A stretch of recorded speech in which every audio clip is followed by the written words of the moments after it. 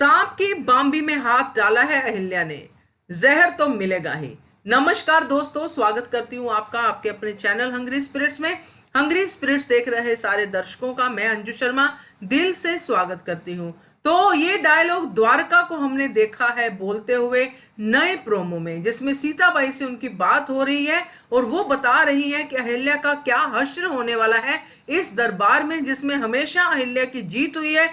उसी दरबार में उनकी होगी हार, यानी कि अहिल्याबाई की हार का बेसब्री से इंतजार कर रही है द्वारका। जी हां दोस्तों, चलिए बात करते हैं नए प्रोमो के बारे में, मगर पहले वही गुजारिश, जिन्होंने अभी तक चैनल को सब्सक्राइब नहीं किया है कर लीजिए। साथ में दोस्तों बेल आइकन दबाइएगा ताकि आपको हमारे वीडियोस की नोटिफिकेशन मिलते रहे। तो जो हम देखते हैं सीन, उस सीन में आचार्य जी की एंट्री है और आचार्य जी एंट्री के साथ साथ बहुत सारे धर्म ग्रंथों को भी लेके आते हैं, यानी कि किताबें लेके आते हैं।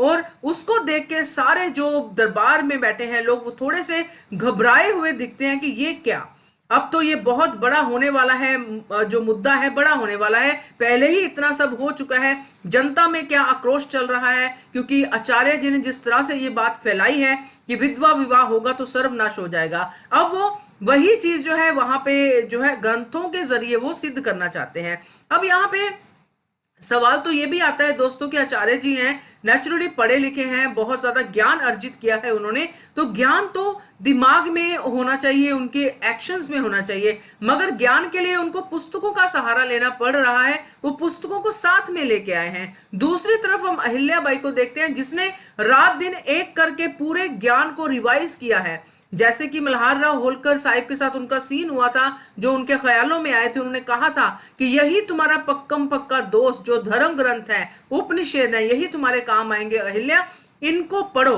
तो उसने वो पढ़ा और उसने याद रखा। अब आचार्य जी चलो कोई बात नहीं, ग्रंथ साथ में लेके आगे डराने के लिए या जो भी चीज है, वहां पे वो उन्हीं ग्रंथों का सहारा लेके कहते हैं कि इनमें लिखा हुआ है कि विधवा विवाह कितना बड़ा जो है दुराचार है, कितनी बड़ी जो है समस्या है, और ये बार बार कहते हुए नजर आते हैं कि अगर ये होता है तो बहुत बड़ा पाप होता है। तो जब ये बात वो ग्रंथों के जरिए से कहते हैं तो मुझे एक चीज याद आती है कि आधी अधूरी जानकारी जो है, नॉलेज जो है, बड़ी ही डेंजरस होती है दोस्तों। अब उसके आगे क्या लिखा हुआ है, उसका मतलब क्या है, ये समझाएगी अहिल्या देवी। उसने भी वही ग्रंथ पढ़े हैं, उसने भी वही जो है अपने पुराने उपनिषद पढ़े हैं, अपने पुराने जो है सारे ग्रंथ पढ़े हैं, उन्हीं में से वो भी अपनी दलील रखेगी। तो फिर यही आचार्य जी अहिल्या की दलीलों से सहमत होते हुए दिखाई देंगे, क्योंकि जब साक्षात परिणाम सामने होगा कि ये है आपका सबूत है, ये ग्रंथ में लिखा हुआ है कि ये हुआ था, वो हुआ था, इस समय जो भी उन्होंने अपनी तैयारी की हुई है अहिल्या ने, जब वो सबूत के साथ रखेगी, लिखावट के साथ रखेगी कि ग्रंथों में असली में लिखा क्या हुआ है और इसका मतलब क्या लिखा हुआ है, तो अगर ये सब सामने आएगा तो फिर आचार्य जी की बोलती नेचुरली बंद हो जाएगी। और साथ में बोलती बंद होगी द्वारका की, जो ऊपर बैठी हुई अभी भी अहिल्या के लिए जहर की ही प्लानिंग कर रही है।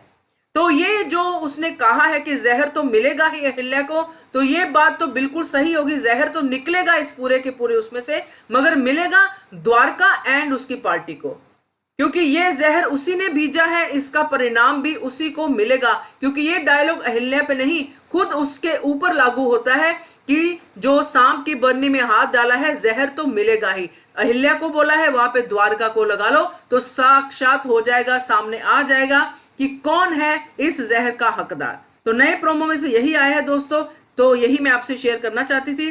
क्या कहते हो आप इसके बारे में, कमेंट करके बताइए। देखते रहिए channel hungry spirits. Thank you so much. Subscribe to our channel by clicking the subscribe button. Click the bell button and enjoy the latest uploads from our channel.